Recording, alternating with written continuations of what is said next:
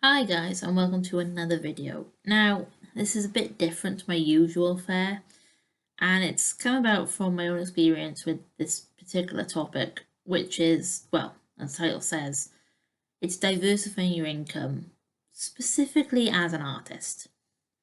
I've watched a couple of videos on this topic, and I've realised that they all assume you have capital to use. Now, I know many of us don't have that, so I'm going to be listing a few ways of getting some extra cash into my bank. Quick disclaimer, none of these are going to make you rich, not even a little bit. Go into this with the mindset that it's just to make a bit of extra cash and you'll be happy with whatever you end up making. There are some links in the description below to some resources that will give you more ideas, but let's go on to this list, shall we? So the first one is YouTube. Yes, YouTube can get you income. Is it easy? No. Does it require work? Yes, of course it does. If you don't put in the work to make the videos, to edit the videos, then you're not going to get any income. Will it make you mega rich? Probably not. I mean, it was easier back when YouTube was a new thing, but now when it's quite established and quite saturated, it's very hard to get yourself noticed unless you're doing a very niche topic. But the best thing for an artist is YouTube is a visual medium, and you can get your ideas, your work out into the wild. And YouTube search engine is pretty good as long as you tag your stuff right. But it takes time to build a following, so it's not get rich quick. You have to keep at it. So this is more active side income. Patreon is the next one, and it's the same sort of deal as YouTube, but a little bit easier. With Patreon, it's a consistent monthly income from your fans, but you have to make it worth their cash. You can't just say to someone, give me $2 a month for nothing, or for something you can get free, because they're not going to do that. So a lot of artists lock early access stuff behind a Patreon, and some YouTubers as well lock videos behind Patreon, or what I do and what a lot of others do is they have early access to videos and then they go public a week or two later. Some give exclusive images and polls that are just for Patreon. Personally, like I said, I lock tutorial videos behind it for a week. I post basically all of my behind the scenes stuff, like random sketches, and any comics I'm doing, I give them early access to that. I think they're 2 weeks ahead. So those are two things you can do. The next ones, or the next two of them, aren't really specific to artists, but they are quite useful in a pinch. And these ones are Swagbucks is the next one, and everybody's heard of Swagbucks. Swagbucks and Get Paid To sites. So it's basically you can do surveys, play mobile games, get cash back on your purchases, and those give you points. Those points you can then transfer as actual cash to a gift card, like Amazon one or a Tesco one or whatever, or you can go straight to your PayPal. It's not going to earn you a lot because they don't pay fantastically, but $10 here and there can really help you in an emergency, can't it? I mean, $10 or £10 for me is petrol for my car. It's food for about 3 or 4 days. So that's really helpful if you need it in a pinch. Honestly though, I would stick to the games and the cashback more than the surveys.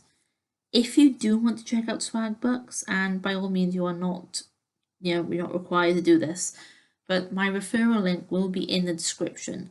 That's also another good way of getting points on Swagbucks, is refer people.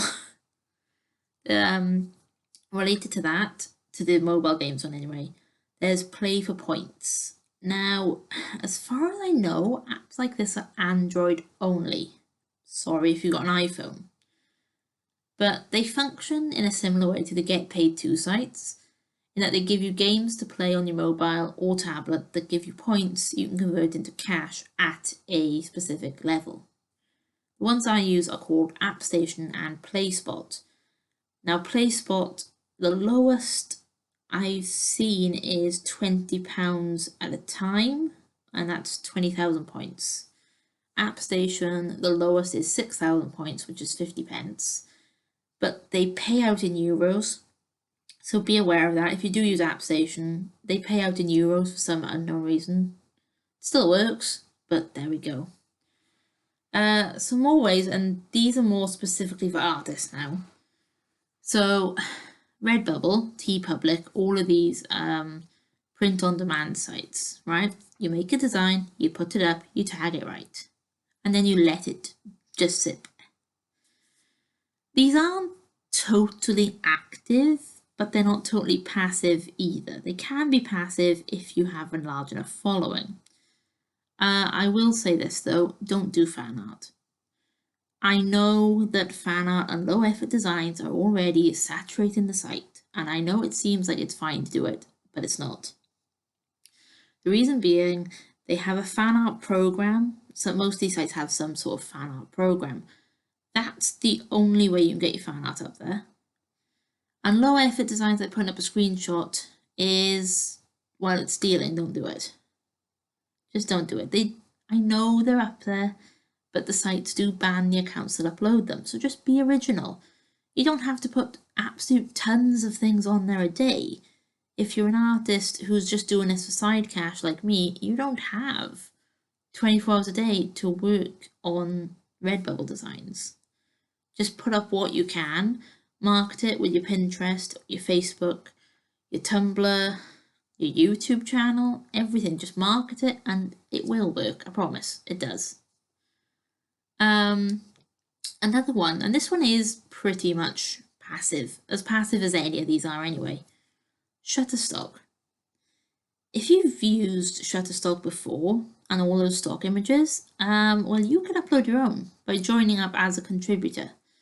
What happens is you take a photo, you upload it, you tag it, you describe it, you put down any model releases that you might have used if you used a model.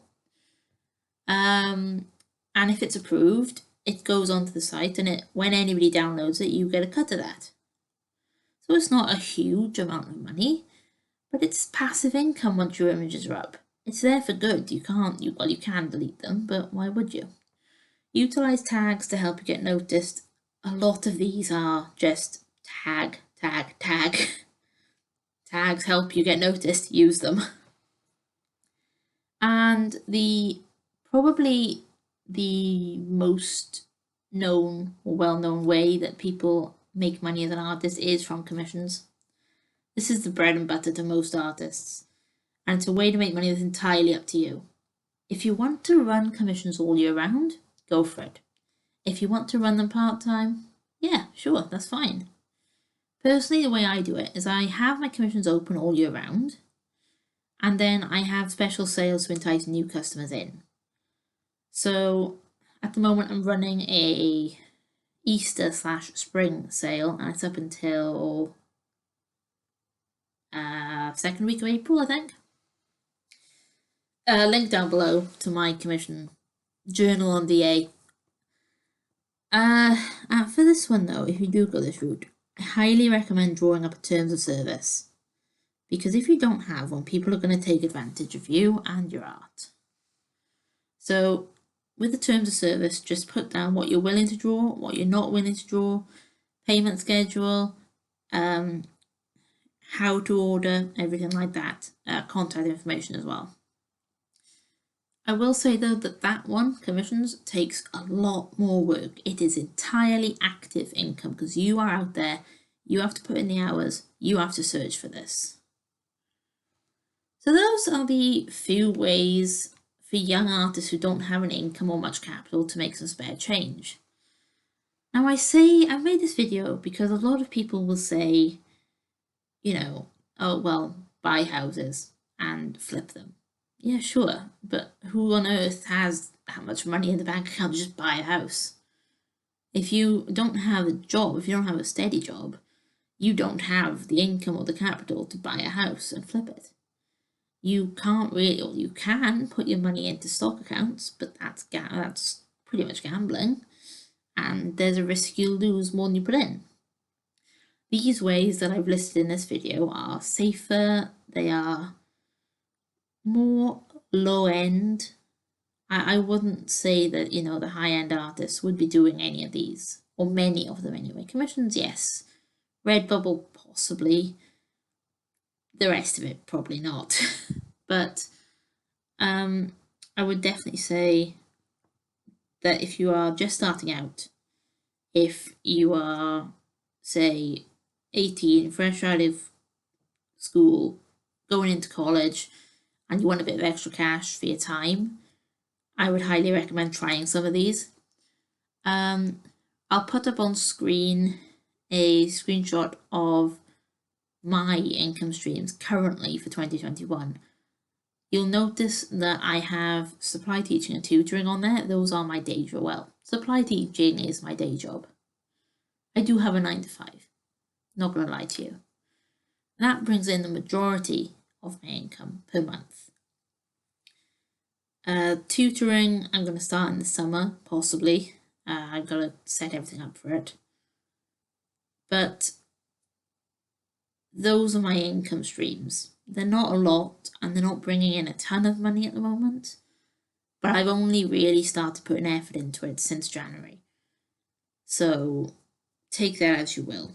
It does take time to set these up. It does take work to set these up. But once they are getting some income and gathering momentum, then you're pretty much set to at least have side income that will help you in emergencies. If you really take off, then that's brilliant, and I hope you do. And that's it. So if you do find any of these interesting, I would appreciate a like on the video.